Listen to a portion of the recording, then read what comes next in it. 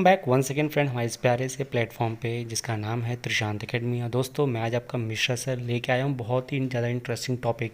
दोस्तों आज का टॉपिक है विटामिन्स। जी हाँ, आज हम विटामिन्स के बारे में डिटेल में एनालिसिस करेंगे और डीपली आपको सारी इन्फॉर्मेशन दूंगा कि विटामिन्स आखिरकार होती क्या हैं, इसका डेली लाइफ में क्या यूज़ है। ठीक है दोस्तों, तो चलिए आगे बढ़ते हैं। दोस्तों आपके दिमाग में आ रहा होगा कि आखिरकार ये विटामिन्स होती क्या हैं। हम तो डेली इसको वर्ड यूज़ करते हैं कि भाई खाने में विटामिन मिलती है, इस चीज़ में विटामिन्स है, हमें विटामिन्स खानी चाहिए, लेकिन इसकी क्या इम्पोर्टेंस है, आखिरकार ये विटामिन्स होते क्या हैं। तो जैसे ही कि छोटे बच्चे को जिज्ञासा है वैसे आपको भी होगी। तो चलिए आपकी जिज्ञासा को हम दूर करते हैं और इलेबरेट करते हैं कि व्हाट इज़ विटामिन्स। दोस्तों the word vitamin comes from a Latin word vita means life. जी हाँ, जो ग्रीक वर्ड लैटिन वर्ड है वीटा, इसका मतलब होता है लाइफ। आप लाइफ से समझ गए होंगे आखिरकार विटामिन का मतलब क्या हुआ। Vitamins are organic component in the food that are needed in a small amount for the growth and for maintaining good health. छोटे से अमाउंट में चाहिए होता है, ज़्यादा भी नहीं चाहिए होता है, लेकिन इसका फ़ायदा बहुत है क्योंकि हमारी हेल्थ को ये मेंटेन करता है। Every body must eat a certain amount of vitamin to stay healthy. Vitamins are chemical found in very small amount in many different foods. समझ गए आप? चलिए आगे बढ़ते हैं। अब दोस्तों बात आती है करेक्टरिस्टिक ऑफ द विटामिन्स। देखिए पहला है vitamins are required in a small quantity in the diet because they can not be synthesised by the body, जैसे कि मैंने आपको बताया था। दूसरा है water soluble vitamins can not be stored in the human tissue. जो वाटर सॉल्यूबल टिश्यू विटामिन्स होते हैं उनको बॉडी में स्टोर नहीं किया जा सकता, टिश्यूज़ में नहीं स्टोर किया जा सकता। तो उनका अगर आप एक्सेस लेंगे तो वो यूरिन के माध्यम से वो बाहर चले जाएंगे। Significant amount of fat soluble vitamins can be stored in a एपी adipose tissues and the liver. और फिर जो फैट सॉल्यूबल टिश्यूज़ होते हैं वो वहाँ लीवर और एडिपोज टिश्यूज़ में जाकर स्टोर हो जाते हैं। Synthesise vitamins are identical to the natural vitamins. ठीक है, once growth and development are completed vitamin remains essential nutrient for the healthy maintenance of the cell tissues and the organ. दोस्तों ये सारी इसकी करेक्टरिस्टिक्स थी, आपको अलग अलग लर्न करना पड़ेगा। मीन्स दैट अगर वाटर सॉल्यूबल टिश्यूज़ एक्सेस होता है तो क्या होता है, और फैट सॉल्यूबल टिश्यूज़ एक्सेस होता है तो वो कहाँ पे स्टोर्ड होता है। दोस्तों कॉम्पिटिटिव एग्जाम्स में ऐसे ही बारीक बारीक चीज़ें आती हैं और हम ध्यान नहीं देते, उसको स्किप कर देते हैं, लेकिन बाद में फिर उसी को हमें रटना पड़ता है। तो बेसिक आपका अच्छा होगा तो आप बेटर कर पाएंगे। ठीक है दोस्तों, तो ये थे आपके कुछ करेक्टरिस्टिक्स और मैंने आपको बता रखा था कि व्हाट आर द विटामिन्स। अब दोस्तों आगे बढ़ते हैं और आपको मैं कुछ और चीज़ें बताता हूँ।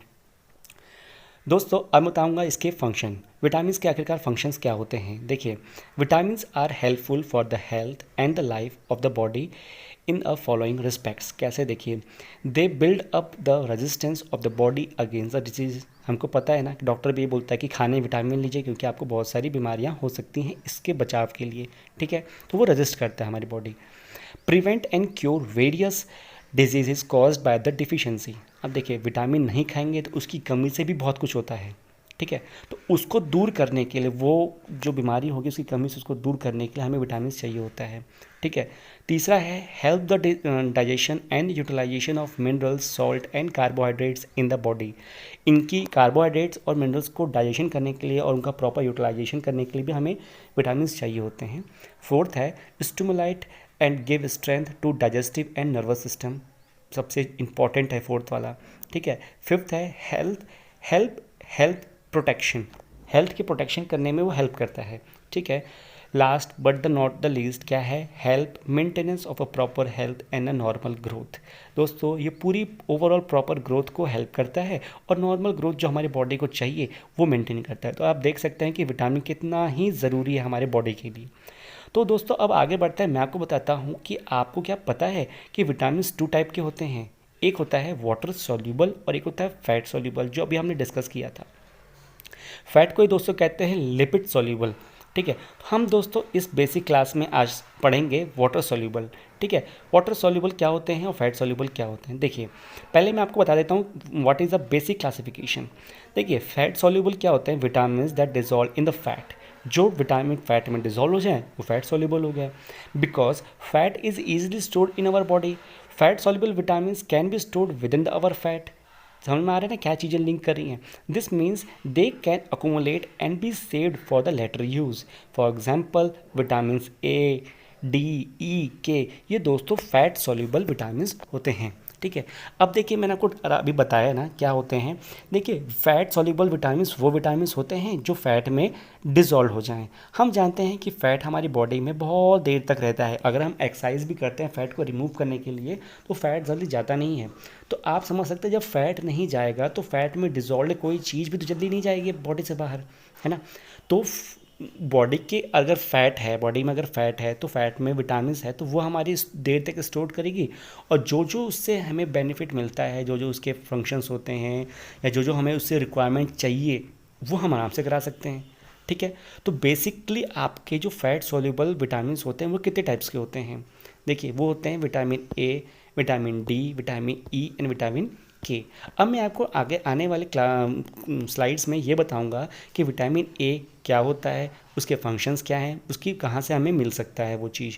ठीक है, ऐसे डी, ऐसे ई और ई के। तो आपसे मैं रिक्वेस्ट करूँगा कि आप लास्ट तक बने रहिए और डिटेल में एक एक चीज़ को सुनते रहिए। ठीक है, अब देखिए नेक्स्ट क्या है दोस्तों, water soluble vitamins that dissolve in water.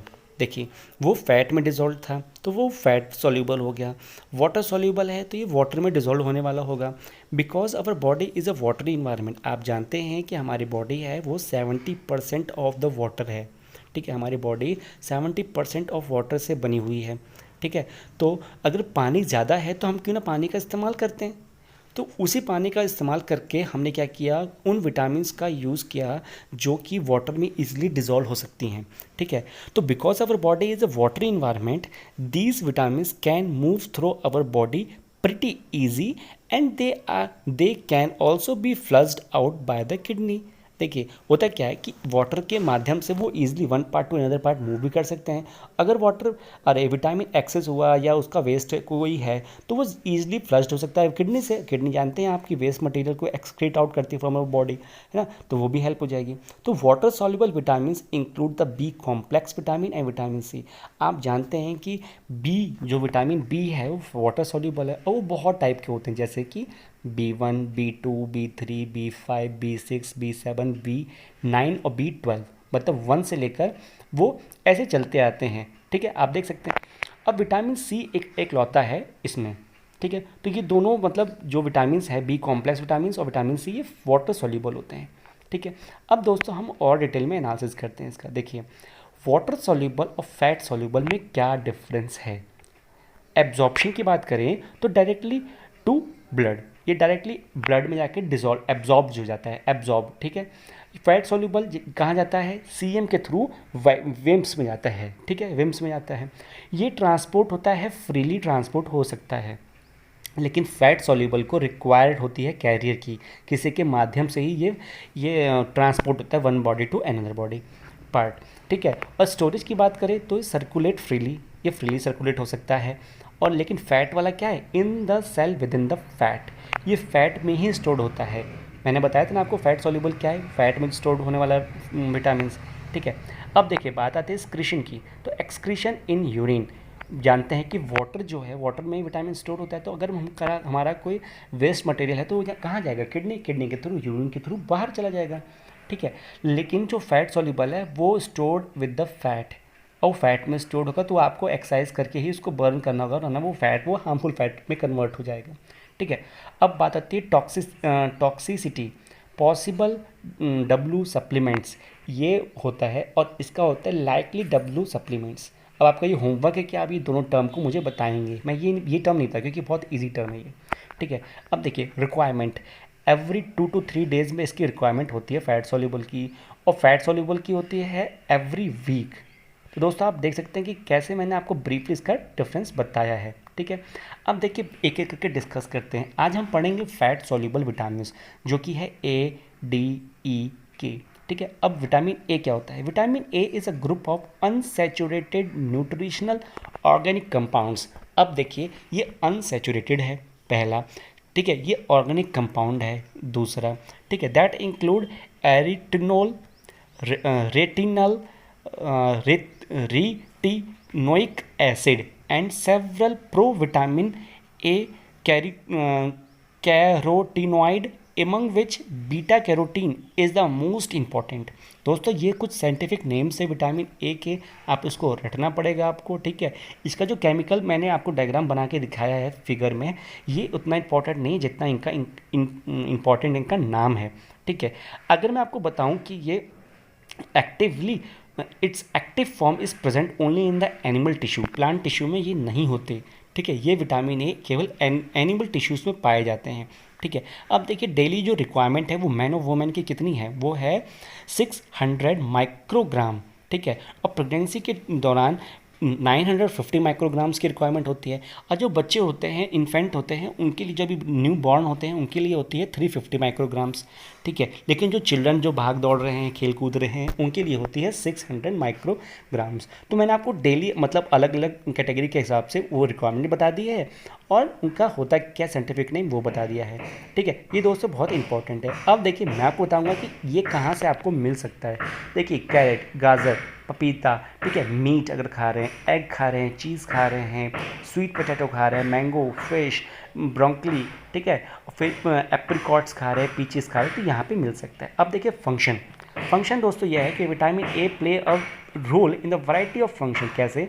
Vision, हमारी आंखों की रोशनी के लिए विटामिन ए बहुत इंपॉर्टेंट है, ठीक है। जीन ट्रांसपिटेशन, इम्यून फंक्शन, ठीक है। दूसरा है एम्ब्रॉयक डेवलपमेंट एंड रिप्रोडक्शन में काम आता है, बोन मेटाबॉलिज्म में काम आता है, स्किन एंड सेलुलर हेल्थ में काम आता है, एंटीऑक्सीडेंट एक्टिविटीज़ में काम आता है। दोस्तों आप देख सकते हैं कि मैंने एक पॉइंट छोड़ दिया, वो थर्ड वाला, वो है the production of blood cell and the platelets. दोस्तों ये बहुत ज़्यादा इंपॉर्टेंट है। जब भी किसी को डेंगू या मलेरिया होता है तो उस टाइम डॉक्टर क्या चेक करता है कि ये देखता है कि इनकी बॉडी में विटामिन ए है कि नहीं। फिर वो आपको दोस्तों मल्टीविटामिन खाने को बोलता है कि मल्टीविटामिन खाइए, हरी सब्जियां खाइए, ये खाइए, वो खाइए। उससे क्या होगा कि आपके बॉडी में जो ब्लड सेल्स होते हैं या प्लेटलेट्स होते हैं वो बनना स्टार्ट हो जाते हैं अगर आप विटामिन ए की प्रॉपर मात्रा में इनटेक कर रहे हैं तो दोस्तों यही सबसे ज़्यादा इम्पॉर्टेंट होता है विटामिन ए, क्योंकि ये विज़न में, इम्यून सिस्टम में, ठीक है, और ये ब्लड के जो सेल हैं उसमें और एंटीऑक्सीडेंट एक्टिविटीज़ में बहुत हेल्प करता है। तो अगर आपके प्रॉपर ये विटामिन ए लिया है तो दोस्तों आप इस चीज़ से निश्चिंत रहिए कि अगर खुदा न खास्ता आपको कभी फीवर हुआ, मलेरिया हुआ, ठीक है, या डेंगू हुआ, तो उस टाइम आप क्या करेंगे, इस चीज़ से निश्चिंत रहेंगे मेरे बॉडी में ब्लड सेल या प्लेटलेट्स की मात्रा इक्वलेंट है, मेरे को कुछ प्रॉब्लम नहीं होगी, ठीक है। तो दोस्तों ये था आपका पूरा विटामिन ए, कहाँ से सोर्स है उसके, कहाँ से फंक्शन है उसके, मतलब फंक्शंस क्या क्या हैं और वो होता क्या है और उसके केमिकल नेम क्या है, ठीक है। अब मूव करते हैं दोस्तों हम नेक्स्ट विटामिन पे, ठीक है, उसको आप ध्यान से देखिए। दोस्तों नेक्स्ट है विटामिन डी। देखिए विटामिन डी को हम जानते हैं कि हम कहते हैं कि भाई विटामिन डी जो है वो सूरज की किरणों से मिलता है, खड़े हो जाओ सूरज के सामने। तो अगर ऐसा है तो क्या सब लोग सूरज के सामने खड़े हो तो विटामिन डी की एफिशिएंसी मिल जाएगी? नहीं ना। अब देखिए होता क्या है, vitamin D refers to a group of fat soluble secosteroid, a type of steroid which is broken ring type का होता है, ये बेंजीन रिंग टाइप का होता है, ठीक है। Found in the liver and fish oil, ये हमारे लीवर में पाया जाता है या फिश की जो ऑयल होती है उसमें जाता है, या obtain by radiating provitamin D with ultraviolet light and are responsible for enhancing intestinal absorption. अब दोस्तों देख सकते हैं कि इसमें बताया है कि जो विटामिन डी है जो एक ऐसा फैट सॉल्युबल है जो कि लीवर में या फिश ऑयल में पाया जाता है, यह अल्ट्रावायलेट लाइट से हमें मिलता है, ठीक है। अब देखिए इसमें होता क्या, for enhancing intestinal absorption of calcium, iron, magnesium, phosphate और जिंक, ये सारी चीज़ों को ये ऑब्जर्व करते हैं हमारी बॉडी अगर हमें विटामिन डी मिल रहा है तो, ठीक है।